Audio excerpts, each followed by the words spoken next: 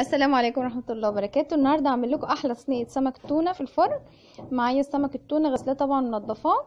ومعايا الخضار اللي هحطه وهحشيه جوه السمك التونه: طماطم، بصل، فلفل حراق وفلفل اخضر وجزر هبشره.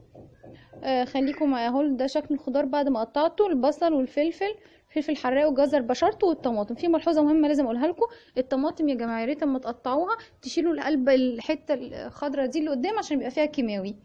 ومعايا التوابل والبهارات بتاعتي: كركم، ملح، بهارات مشكله، بهارات سمك، زعتر، قرفه، وكمون. هنحط البهارات والتوابل بتاعتي على السمك ونرشه بالليمون، وبعد كده ندخله في الفرن. بيقول لكم باي باي داخل اهو اتشوي، وهيدخل الفرن وهيطلع احلى سمك صينيه.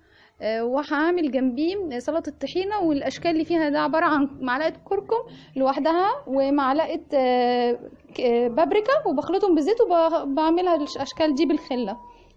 ودي صينيه السمك بعد ما طلعت من الفرن، ويا رب تعجبكم. ولو عجبتكم متنسوش لايك وشير واتمنى